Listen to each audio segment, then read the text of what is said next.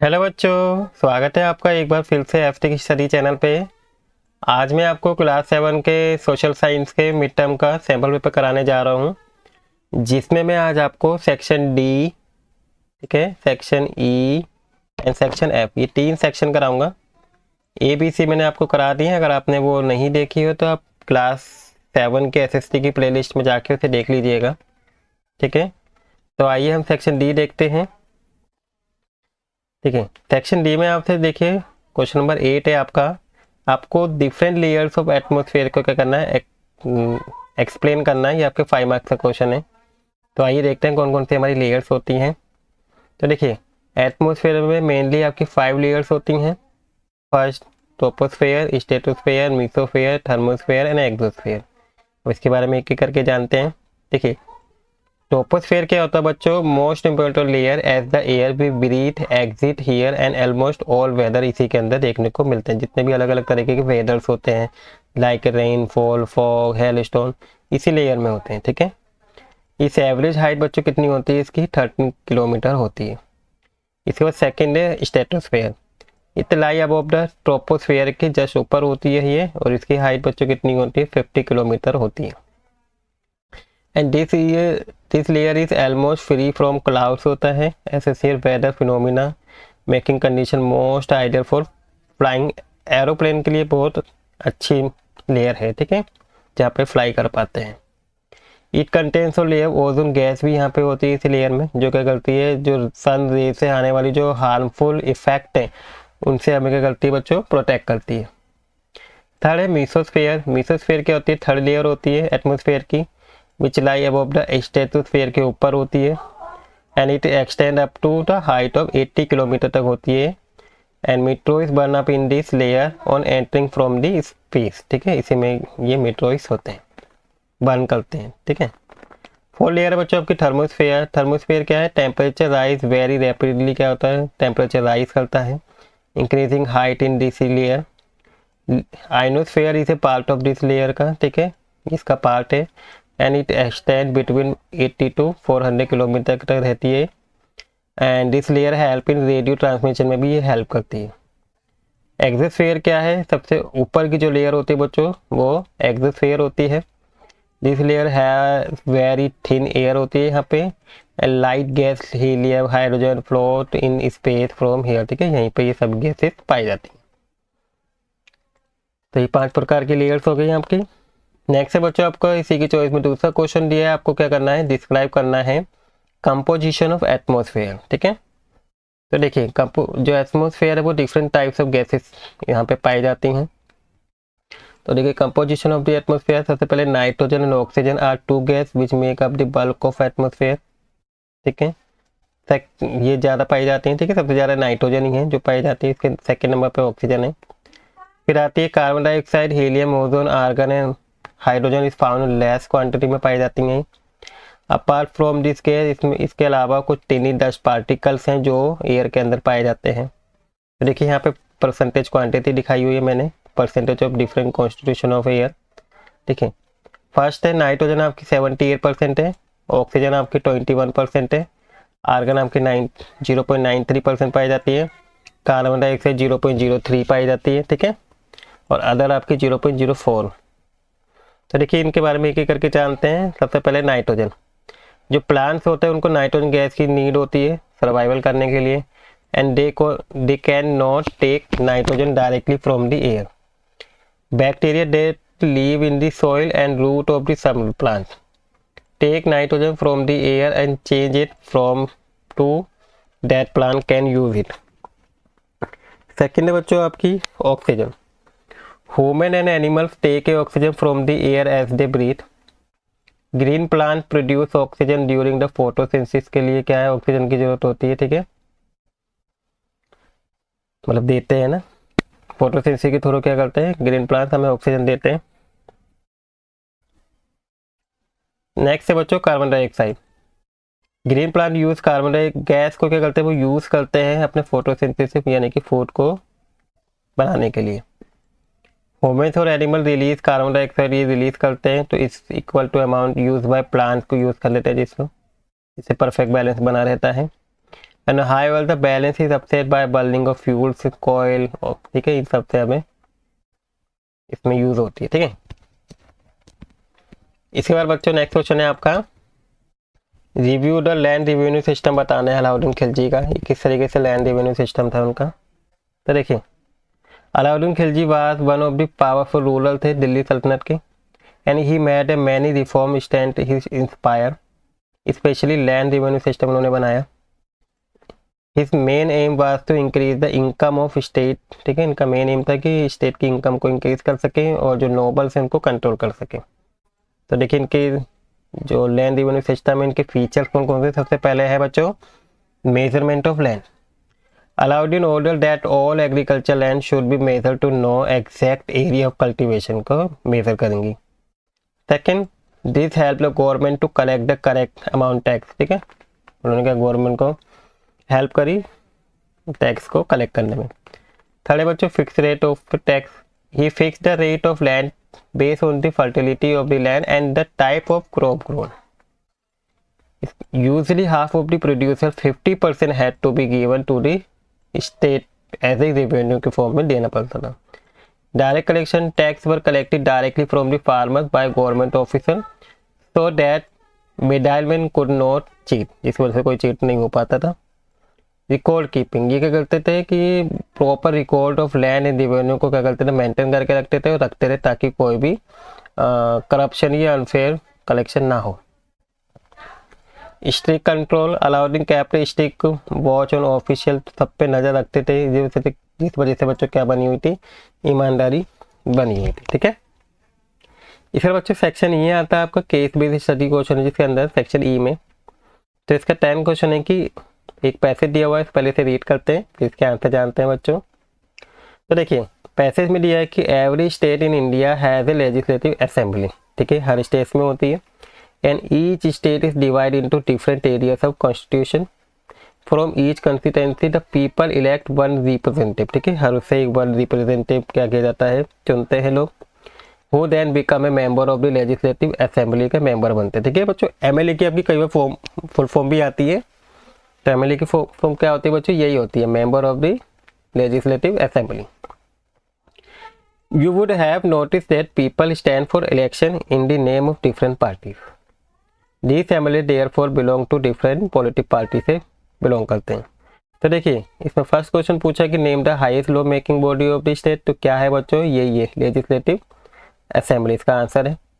Second बच्चों who elect the member of legislative, देखिए अभी हमने पढ़ा यहाँ पे people elect the member of legislative assembly, ठीक है, तो कौन करते हैं, पीपल। देखिए इसका आंसर मैंने यहाँ अलग अलग लिखा भी है, देखिए फर्स्ट का लिखा है कि the highest law making body for the state is legislative assembly, ठीक है, आपको इस तरीके से आंसर लिखने होंगे इसके। सेकंड बच्चों the people of the state elect the member of the legislative assembly, ठीक है, जो स्टेट के लोग होते हैं वो क्या करते हैं, इनको चुनते हैं, ठीक है। इसके बच्चों थर्ड क्वेश्चन पूछा है कि why is state divide into smaller area में क्यों डिवाइड कर रखा है। तो देखिए state is divide into smaller area, जिसे कॉल कॉन्स्टिट्यूंसी बोलते हैं। रीज़न ये है कि each area can choose it, अपना सबका खुद का एक एमएलए होता है हर एरिया का। People from every part of the state equal representative होता है ताकि लॉ और मेकिंग मतलब डिसीजन में भी हेल्प होती है। इसके बाद 11 क्वेश्चन बच्चों आपका एक सोर्स दिया हुआ है, एक डायग्राम दिया हुआ है, इस डायग्राम को देख के आपको इनके आंसर देने हैं।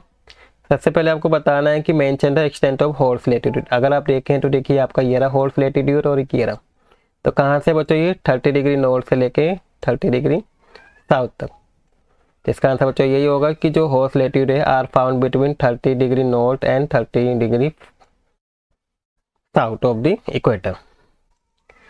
इसके बाद बच्चों सेकंड क्वेश्चन आपसे पूछा गया है कि what are the trade winds, trade winds क्या होती हैं। तो देखिए trade winds are regular winds होती हैं दैट ब्लो फ्रॉम दी सब ट्रॉपिकल हाई प्रेशर एरिया करती हैं, जिस क्या होती है 30 डिग्री लैटिट्यूड के अराउंड होती है ये। इन दी नॉर्थन हेमिस्फेयर में दे ब्लो नॉर्थन साइड में ब्लो करती है, ठीक है, एंड साउथर्न हेमिस्फेयर में क्या करती है, साउथर्न साइड में ब्लो करती है। इसके बाद थर्ड क्वेश्चन है बच्चों why equator region have low pressure, ठीक है, प्रेशर लो क्यों होता है। तो इसका रीज़न बच्चों ये है कि it receive direct sunlight receive करता है, ठीक है, थ्रू आउट द ईयर, हर पूरे साल। एंड द एयर बिकम क्या हो जाती है, बहुत ज़्यादा गन और होती है, एक्सपेंड हो जाती है, राइस अपवर्ड होती है, क्रिएटिंग क्या करती है, लो प्रेशर को क्रिएट करती है। इसके बाद जो 12 है आपका पैसेज दिया हुआ है, इसको पढ़ के आंसर देने। तो देखिए सबसे पहले हम पैसेज पढ़ते हैं। The Mongol under the Genghis Khan invaded the Transoxiana in the north east and iron नहीं है, ईरान, ठीक है, Iran in 1219 and the Delhi सल्तनत face their onslaught soon after Mongol attack on the Delhi Sultanate increased during the reign of Alauddin Khilji and in the early year of Muhammad Tughlaq rule. This forced the two rulers to mobilize a large standing army in Delhi, which possesses a huge administrative challenge. ठीक है, तो आपके चंगेज़ खान वाले उससे chapter से दिया हुआ जिसमें चंगेज़ खान के बारे में बताया किस तरीके से किया है। तो बच्चों इससे फर्स्ट क्वेश्चन पूछा कि who was the Genghis Khan. देखिए गेंगिस खान क्या है, लीडर ऑफ मंगोल है, ठीक है, चंगेज़ खान बोलते हैं इसे, ठीक है, चंगेज़ खान है ये। नेक्स्ट है बच्चों आपका दूसरा क्वेश्चन की अंदर whose reign Genghis Khan invaded Delhi. तो देखिए इसका आंसर क्या है, देखिए यहाँ देखते हैं हम। तो Changez Khan was the leader of the Mughal, first का आंसर देखिए रहा मैंने लिखा हुआ है, चंगेज़ खान क्या है, मुगल का लीडर था और एक पावरफुल ग्रुप ऑफ वॉरियर से था जो सेंट्रल एशिया का। सेकंड बच्चों क्वेश्चन था कि Genghis Khan invaded Saxonia north iron during the reign of Alauddin Khilji है जिन्होंने रिजाइन किया था, ठीक है, तो किसके उस पर किया था, तो अलाउद्दीन खिलजी। थर्ड क्वेश्चन है बच्चों कि why did the sultanate ruler have to mobility large standing army. तो इसका आंसर है बच्चों कि मुगल अटैक किया दिल्ली सेवरल टाइम, कई बार मुगलों ने, and protect the kingdom and defend the capital the ruler needed a strong and ready army की जरूरत थी। इसके बाद बच्चों नेक्स्ट है 13, आपको इसमें पैसेज दिया हुआ है, इसको देख लेते हैं। India has a large member of doctor. देखिए डॉक्टर, इंडिया के पास क्या है, large number of doctor available हैं, क्लिनिक्स हैं, हॉस्पिटल हैं, ठीक है। The country also has a considerable experience and knowledge in running a public health care system. This is a system of hospital health center run by the government. इसको कौन चलाते हैं बच्चों, गवर्नमेंट चलाती है। And it has the ability to look after the health of a large section of its population scattered over the hundreds of thousands of villages. We will go into the more detail on this later. Moreover, there has been a phenomenal advancement in the medical science whereby many new technologies and treatment procedures are available in the country. देखिए इससे first question पूछा कि why do we need health facility, की क्यों जरूरत होती है हमें। देखिए तो इसका आंसर है बच्चों कि we need health facility to keep people healthy, prevent diseases and treat the sick and injured people को इलाज करने के लिए जरूरत है। सेकेंड है बच्चों how was the progress of science help in the medical facility में किस तरीके से साइंस ने हेल्प करती है। तो देखिए the progress of science has help in medical facility by developing new technology के थ्रू हेल्प करती है। Medicine treatment method which help doctor cure disease and more easily and quickly. Third बच्चों why is necessary for government to run public health की service, क्यों जरूरी है। देखिए हमारे देश में क्या है, कई सारे लोग हैं, स्पेशली ज़्यादातर पुअर हैं, जो क्या है प्राइवेट हॉस्पिटल को अफोर्ड नहीं कर सकते। इसी वजह से क्या है government hospital provide low cost of free treatment, ठीक है, प्रोवाइड कराती है हर व्यक्ति के लिए, ताकि उनकी जो हेल्थ है वो कैसी हो सके, बेटर हो सके ऑल सिटीजन्स के, ठीक है। इसके बाद बच्चों नेक्स्ट सेक्शन आता है एफ, आपके मैप स्किल बेस्ड क्वेश्चन। इसमें आपको क्या करना है, इसमें दिल्ली, आगरा, मथुरा, प्रयागराज, कन्नौज और राजस्थान, इनके लोकेशन आप अच्छे से देख लीजिएगा, इनको आपको पता होना चाहिए, ठीक है। ये जो तीन है ये आपके पास में, जैसे दिल्ली है आपका, तो दिल्ली के जस्ट आगरा और इसके जस्ट पास में क्या है मथुरा पड़ता है, ठीक है। आपके लोकेशन अच्छे से देख लीजिएगा।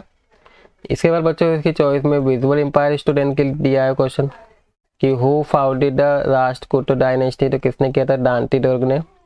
एम नेम द स्टेट या union territory where Agra is present, तो आगरा कहाँ है बच्चों, उत्तर प्रदेश में ही है। एंड यूनियन टेरिटरी उसका नाम बताइए जहाँ प्रयागराज है, ये भी उत्तर प्रदेश में। एंड उसका नाम बताना है जहाँ कन्नौज है, ये भी आपकी यूपी में है। और what were the settlement of farmer called under the Chola rule, तो वो क्या है बच्चों, ऊर है इसका आंसर। ठीक है, ये आपका पेपर कंप्लीट हो गया। ठीक है, तीनों सेक्शन मैंने आपको करा दिए हैं। आई होप आपको तीनों सेक्शन अच्छे समझ में आ गए होंगे बच्चों, और आपको वीडियो भी अच्छी लगी होगी। अगर बच्चों वीडियो अच्छी लगे तो प्लीज़ वीडियो को लाइक कर दीजिएगा, और अगर चैनल पर नए हैं तो बच्चों प्लीज़ चैनल को सब्सक्राइब भी कर दीजिएगा। Thank you for watching video.